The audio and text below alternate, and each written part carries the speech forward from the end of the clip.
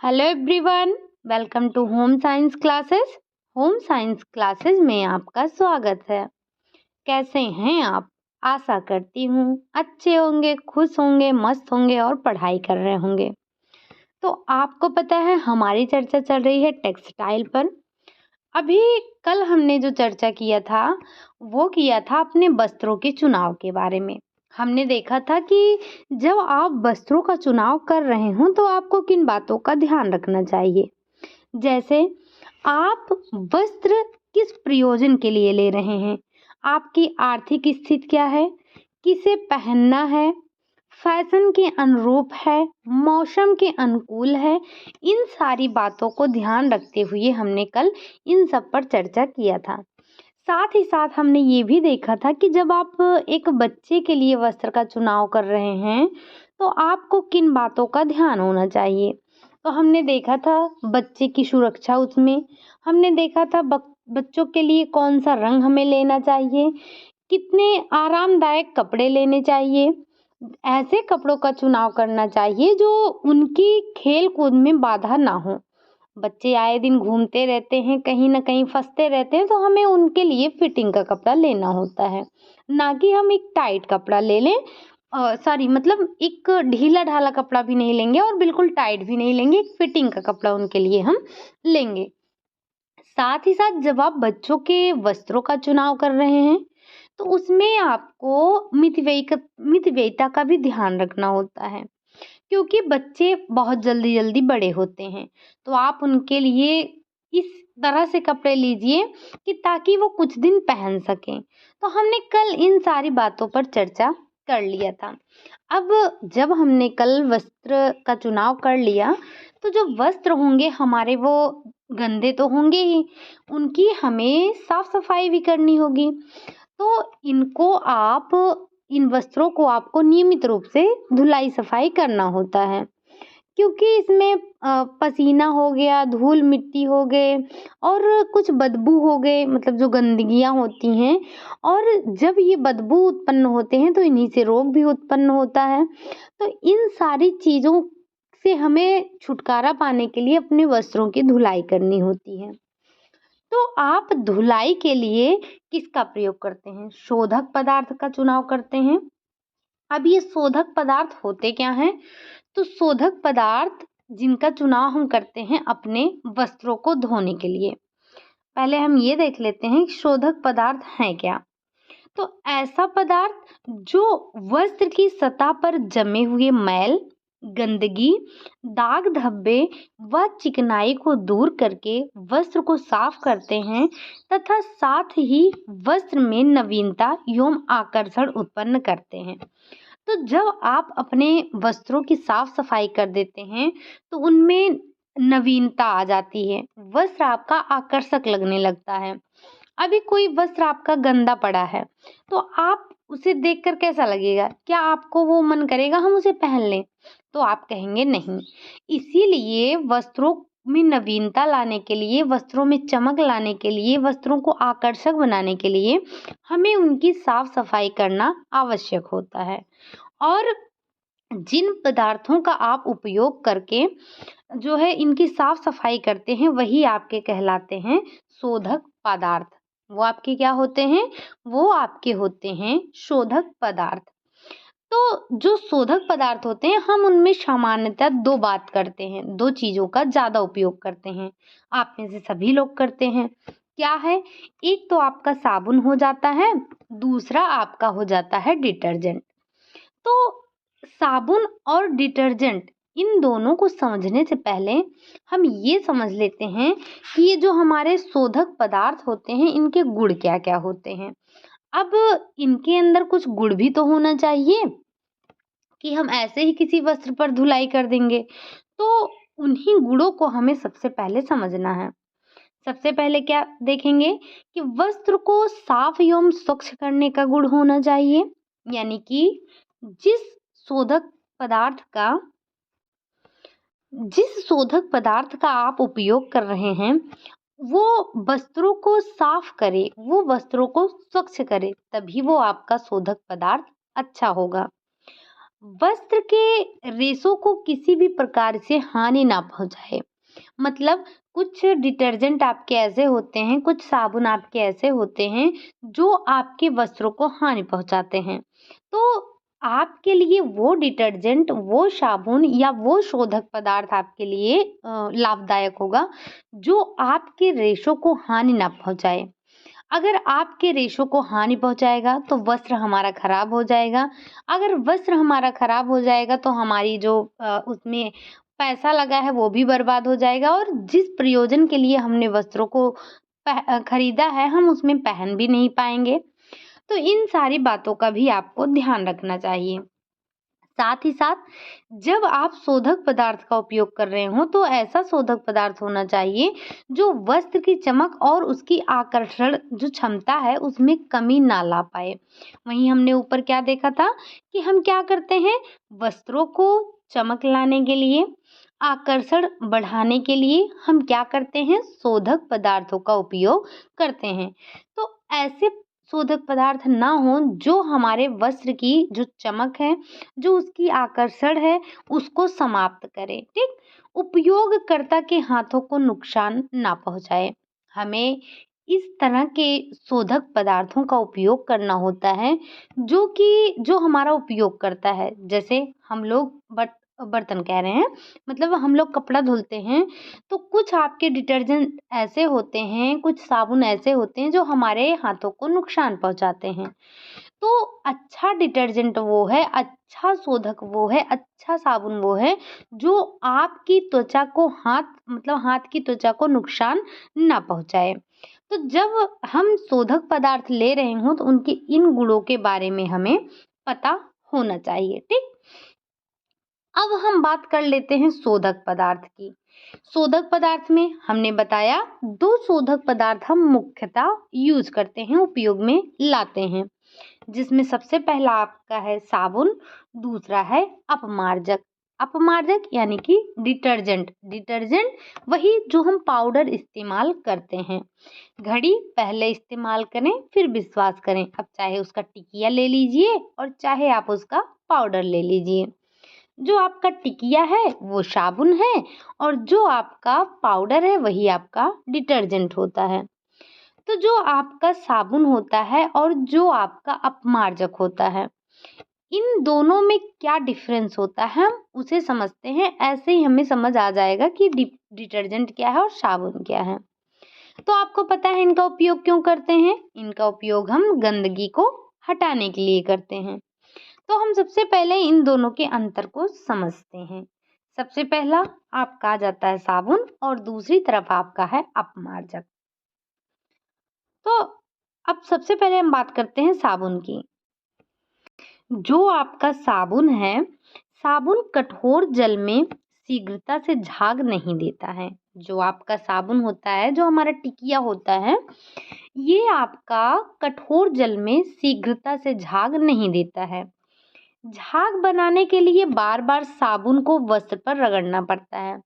आपने देखा होगा कि कहीं कहीं का पानी ऐसा होता है कि उसमें आप डिटर्जेंट मलते रहिए, डिटर्जेंट कह रहे हैं, साबुन साबुन मलते रहिए और वो झाग नहीं देगा। अगर आपको झाग लाना है उसमें तो आपको साबुन को कई बार वस्त्रों पर रगड़ना होगा। वहीं अगर बात करें अपमार्जक की, तो अपमार्जक आपका कठोर जल में पूरी सफलता के साथ खूब झाग देता है। जहां आपका साबुन झाग नहीं देता है वहीं आपका दूसरी तरफ जो अपमार्जक है, यानी कि जो आपका डिटर्जेंट है, वो कठोर जल में भी आपका झाग देता है और अच्छी मात्रा में झाग देता है। जब ये झाग देता है तो आपको इसे अधिक प्रयोग करने की आवश्यकता नहीं होती है। जैसा कि हमने देखा, साबुन में झाग लाने के लिए हमें उसे एक बार में नहीं, उसको हमें कई बार रगड़ कर लगाना होता है। तब जाकर क्या होता है, तब जाकर हमारे वस्त्रों में यानी कि झाग उत्पन्न होता है। दूसरी बात करें तो साबुन वसीय अम्ल के लवण होते हैं, लेकिन जो आपका अपमार्जक होता है, अपमार्जक पेट्रोलियम उत्पाद तथा अन्य रसायनों से बनाए जाते हैं। जो आपका साबुन है वो बसीय लवण द्वारा बनाया जाता है और जो आपका अपमार्जक है पेट्रोलियम उत्पाद तथा अन्य रसायनों के द्वारा हम इसको बनाते हैं। साबुन से रंगीन वस्त्र के रंग निकल जाते हैं। मतलब जब आप साबुन से रगड़ रगड़ कर धोते हैं तो ऐसे में जो आपके वस्त्र का रंग होता है वो निकलने का डर होता है। लेकिन वहीं अगर बात करें अपमार्जक की, तो अपमार्जक के प्रयोग से वस्त्र के रंग नहीं निकलते हैं। अतः रंग वस्त्र को प्रभावशाली ढंग से धुलाई हो जाती है। ठीक, तो आपको क्या ध्यान रखना है कि जो आपका साबुन है उससे अगर आप धुलते हैं तो वस्त्र का क्या होता है, रंग निकलने का डर होता है। वहीं अगर आप डिटर्जेंट से धुलाई करते हैं तो रंग निकलने का डर नहीं होता है। साबुन से हाथों एवं उंगलियों की त्वचा को नुकसान पहुंचता है। जो आपके साबुन हैं वो हमारी अंगुलियों और त्वचा को नुकसान पहुंचाते हैं।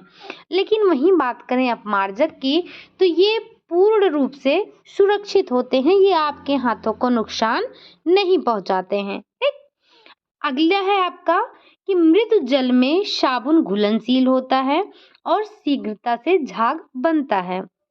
यह साबुन युक्त झाग वस्त्र के रेशों के भीतर तक पहुंचकर उन पर जमी हुई मैल व गंदगी को दूर कर देता है।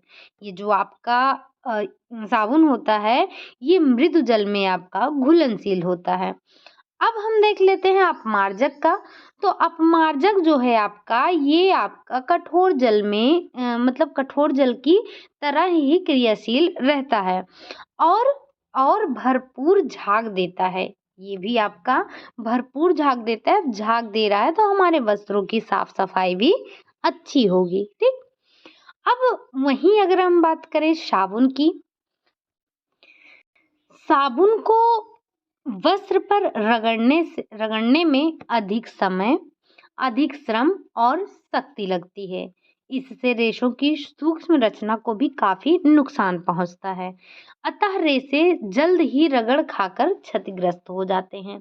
आपने देखा होगा जब आप साबुन से कपड़ों को धुलते हैं तो उसमें आपको मेहनत ज़्यादा लगती है, आपका समय भी ज़्यादा लगता है, शक्ति भी अधिक लगती है और इससे हमारे रेशे भी, उनको भी नुकसान पहुंचता है और ये जो है क्षतिग्रस्त हो जाते हैं। वहीं जो आपका अपमार्जक होता है, अपमार्जक का प्रयोग करना सरल होता है। इसमें अत्यंत कम समय, कम श्रम व्यय होता है। साथ ही साथ जो आपके रेशे होते हैं उनको कोई नुकसान नहीं होता है। तो ये इतने डिफरेंस हमने देखे किसके बारे में, शोधक पदार्थ के बारे में। अब ये तो हमने सिर्फ दो जो हमसे मतलब जो ज़्यादा हम उपयोग में लाते हैं। आपको पता है, हम सब जानते हैं और हम सब इन्हीं का उपयोग भी करते हैं। किसका, साबुन का और जो आपके डिटर्जेंट होते हैं, इन्हीं सब का उपयोग हम अपने वस्त्रों को धोने के लिए करते हैं। लेकिन अगर हमने सिर्फ दो ही के बारे में सुना है, लेकिन और भी चीज़ें होती हैं जिनके द्वारा आप वस्त्रों की धुलाई करते हैं। जैसे सबसे पहले आपका आ जाता है, सबसे पहले हम बात करेंगे वस्त्रों की धुलाई के जो हमारे अन्य शोधक पदार्थ हैं उसमें आपका क्या क्या आता है। पहला है आपका रीठा, सिकाकाई, चोकर का घोल, पैराफिन और आपका नौशादर। अब हम एक एक के बारे में थोड़ा थोड़ा समझ लेते हैं कि ये रीठा क्या होता है। सबसे पहले रीठा आपका एक सूखा हुआ काष्ठफल होता है। इसे आप फोड़कर इसकी गुठली अलग कर कर सूखे छिलकों को वस्त्र धोने के लिए आप काम में लाते हैं। करते क्या हैं, तो इन छिलकों को गर्म जल में 10 से 12 घंटे के लिए भिगो दिया जाता है। फिर जो छिलके होते हैं, इन छिलकों को मसल कर हाथ से इनको हलकोर कर झाग बनाया जाता है और इस झाग को उपयोग से पहले इनको हम छान लेते हैं। ठीक, हम क्या, ये रीठा आपका एक फल होता है, हम इसका झाग बनाकर इसके झाग को उपयोग करने से पहले छान लेते हैं। रीठे की जो प्रतिक्रिया है, रीठे की प्रतिक्रिया अम्लीय होने के कारण इसमें आप रेशमी और ऊनी वस्त्र बेझिझक धो सकते हैं। आपको कोई संदेह नहीं होता है कि हम इसमें रेशमी वस्त्र धोएं या ना धोएं। जिन्हें अधिक क्षारीय शोधकों से हानि की संभावना रहती है। ठीक, अगर आप जो हमारे ऊनी वस्त्र हैं और जो रेशमी वस्त्र हैं, इनको अगर आप क्षारीय शोधक पदार्थ से धुलते हैं तो इनको हानि होती है। तो इसीलिए आप रीठे का प्रयोग कर सकते हैं, क्योंकि जो रीठे की प्रकृति होती है वो अम्लीय होती है। इसके विपरीत रीठे में थोड़ा सा क्षारीय अंश भी होता है, जो वस्त्र स्वच्छ करने में आपको सहायता करता है। रंगीन छपे हुए रेशमी ऊनी वस्त्र आप रीठे से धो सकते हैं, क्योंकि रीठे के वस्त्रों के रंग और उनकी रचना पर कोई भी हानिकारक प्रभाव नहीं पड़ता है। जो रीठा सफेद वस्त्र में पीलापन ला देता है, आपको सफेद वस्त्र रीठा द्वारा नहीं धोना चाहिए। आपको इस बात का ध्यान होना चाहिए कि जो हमारा रीठा होता है, रीठा हो सकता है आप सभी ने देखा हो, तो जो आपका रीठा होता है वो थोड़ा पीला सा होता है। तो जब आप वाइट कपड़ा धुलेंगे तो उसमें पीलेपन का दाग आ जाएगा। इसीलिए हमें रीठे में आप अपने ये सफेद वस्त्रों को नहीं धोना चाहिए। अब दूसरी बात कर लेते हैं हम सिकाकाई की। तो ये सिकाकाई क्या है? ये भी आपका एक शोधक पदार्थ होता है। ये भी रीठे की तरह ही होता है।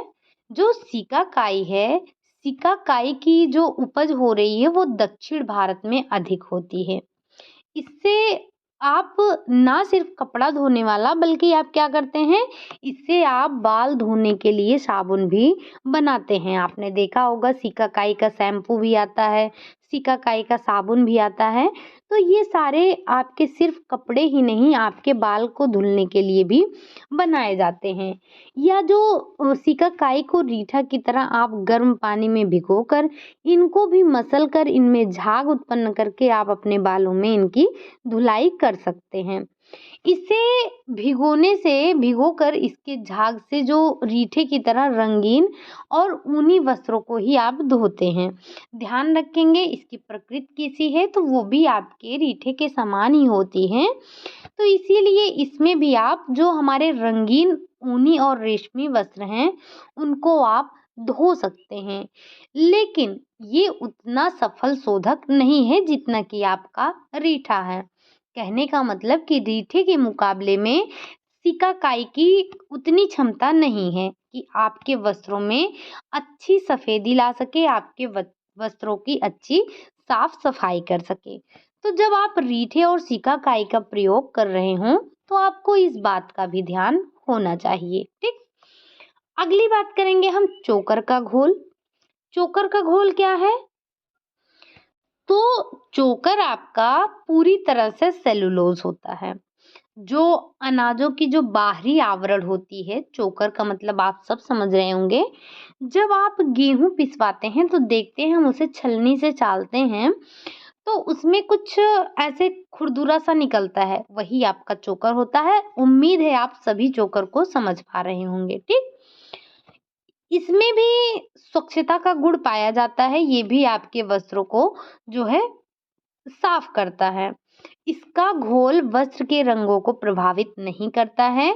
इससे आपके वस्त्रों के रंग नहीं खराब होते हैं। ठीक, चोकर में 4 गुना पानी मिलाकर लगातार चम्मच से हिलाते हुए इसे उबालना चाहिए। उसके बाद इस घोल को आप थोड़ी देर छोड़ देंगे। कुछ घंटे बाद जो आपका चोकर का घोल है उसे आप निथार लेंगे। निथारने का मतलब क्या होता है कि इसे आप छान लेंगे, जो वस्त्र धोने के काम में आ जाता है। चोकर जल में स्टार्च हो गया, गुलेटिन हो गया।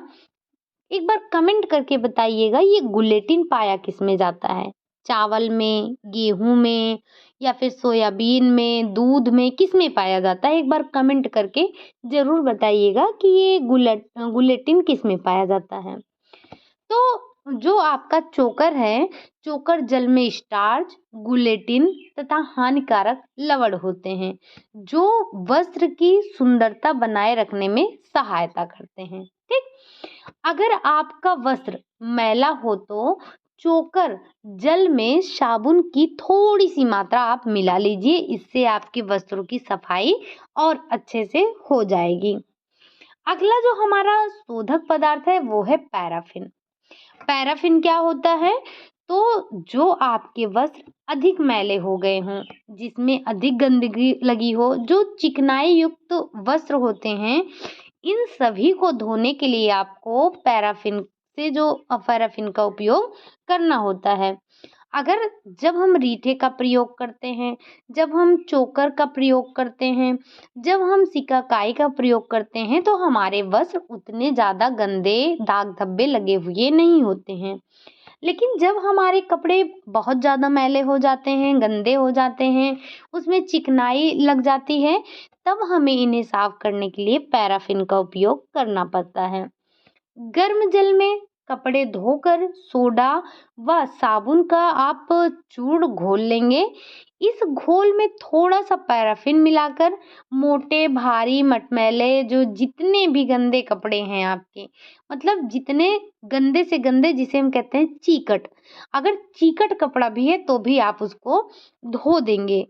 जो आपका तेल युक्त गंदगी से भरा होता है वो पैराफिन से आपका एकदम स्वच्छ हो जाएगा, साफ हो जाएगा, क्लीन हो जाएगा। ठीक, लेकिन बाद में वस्त्रों को पैराफिन की अप्रिय गंध से आपको दूर करने के लिए, जैसे अगर आपके वस्त्रों पर पेट्रोल गिर गई हो तो उसका गंध आता है, लेकिन जब आप उसको सुखा देते हैं तो गंध वो क्या हो जाती है, वो निकल जाती है। तो वैसे ही जब आप पैराफिन का उपयोग करेंगे तो आपके वस्त्रों में थोड़ी सी पैराफिन की महक रहेगी। तो इस महक को, इस गंध को दूर करने के लिए आप क्या करेंगे, वही जो हम पेट्रोल की गंध निकालने के लिए करते हैं। तो क्या करते हैं आप पेट्रोल की गंध निकालने के लिए? हम उसे खुली हवा में फैला देते हैं, जिससे जो उसकी गंध होती है वो क्या हो जाती है, वो निकल जाती है। अब इसमें आपको एक पॉइंट नोट करना है। ठीक, ये तो हमने बस कहानी जैसा सुन लिया, बाकी आपको ध्यान ये इतना रखना था। अब लेकिन बात करें अगर हम अमोनिया क्लोराइड की, तो सबसे पहला पॉइंट आपका यहीं आ जाता है ध्यान रखने के लिए कि जो आपका अमोनिया क्लोराइड है इसको हम और किस नाम से जानते हैं। तो जो आपका अमोनिया क्लोराइड होता है इसे हम नौशादर के नाम से जानते हैं। ठीक, किसके नाम से जानते हैं? नौशादर के नाम से जानते हैं। इसका उपयोग भी हम वस्त्रों की धुलाई के लिए करते हैं। इससे आप पर्दे हो गए, सर्ज हो गए, कंबल हो गया, या जो आपके भारी भरकम ऊनी वस्त्र होते हैं, इन सभी को धुलने के लिए आप अमोनिया क्लोराइड का प्रयोग करते हैं। किसका प्रयोग करते हैं? तो आप अमोनिया क्लोराइड का प्रयोग करते हैं। ठीक, ये तो हमने देखा कि जो हमारे अन्य शोधक पदार्थ हैं वो कौन कौन से हैं। ठीक, तो इसमें आप इनका नाम ध्यान रखिएगा, लेकिन सबसे इम्पोर्टेंट आपका क्या है? Ammonia chloride. अमोनिया क्लोराइड को और किस नाम से जाना जाता है? तो वो आपका है नौशादर। अभी तक आपने जो शोधक पदार्थ में पढ़ा उसमें आपको ध्यान रखने वाली बात क्या है? तो वो है आपका नौशादर। लेकिन इसका मतलब ये नहीं कि बाकी जो आपने पढ़ा वो बेकार है। आपसे पूछा जाता है कि साबुन कठोर जल में घुलनशील है या आपका मृदु जल में घुलनशील है, रंग निकलते हैं कि नहीं निकलते हैं। साथ ही साथ आपको ये भी ध्यान रखना है कि ये जो आपका शोधक पदार्थ होता है, इसमें जो डिटर्जेंट होते हैं आपके, ये झाग देते हैं कि नहीं देते हैं, या अपमार्जक किसका उत्पाद होता है? तो हमने क्या देखा? हमने देखा पेट्रोलियम का उत्पाद होता है। ठीक, ये हमने बात की आज अपने शोधक पदार्थ की। हमारा शोधक पदार्थ का टॉपिक बड़ा छोटा सा था, इससे आपके क्वेश्चन भी बनते हैं, क्वेश्चन भी पूछे जाते हैं, लेकिन जो हमने कल के क्वेश्चन तैयार किए हैं उसमें अभी हमने इस क्वेश्चन को इंक्लूड नहीं किया है। क्वेश्चन आपके कम ही होंगे शायद, 50 क्वेश्चन नहीं हो पाएंगे। देखेंगे, फिर भी 40 प्लस क्वेश्चन करने की हम कोशिश करेंगे, ठीक। उसके बाद हमारा बचेगा सिर्फ और सिर्फ सिलाई मशीन। सिलाई मशीन कंप्लीट हो जाने के बाद जैसे जो हमारे छोटे छोटे टॉपिक बचे हैं उन सभी को इंक्लूड करते हुए हम एक क्वेश्चन बनाएंगे जो आपकी कंप्लीट टेक्सटाइल का होगा। तो कंप्लीट टेक्सटाइल का आपका जो टेस्ट है वो सिलाई मशीन समाप्त होने के बाद ही होगा। शायद से आपके सिलाई मशीन की क्लास भी 3 से या 4 हो सकती है। आपको पता है कि हम ज़्यादा लंबी क्लासेस नहीं ले सकते हैं क्योंकि थोड़ी-सी प्रॉब्लम चल रही है अभी, ठीक? तो आपकी ज़्यादा लंबी क्लासेस ना हो के क्लासेस आपकी छोटी ही रहेंगी। आपकी क्लासेस ऑफ ना हो, हम इसके लिए छोटी-छोटी क्लासेस कंटिन्यू करते रहेंगे, ठीक? तो उम्मीद है आपको शोधक पदार्थ समझ में आया होगा। शोधक पदार्थ यानी कि साबुन और डिटर्जेंट में हमने डिफरेंस समझा। साथ ही साथ हमने रीठा, सिकाकाई, चोकर और अमोनिया, पैराफिन इन सभी के बारे में समझा। तो हमारा ये टॉपिक छोटा था इसीलिए हम आज की क्लास बस यहीं तक रखते हैं। कल है संडे और हम करेंगे प्रैक्टिस, ठीक। प्रैक्टिस किसकी होगी? जो हमने लास्ट वीक पढ़ा है उसी से रिलेटेड हमें क्वेश्चन करने हैं।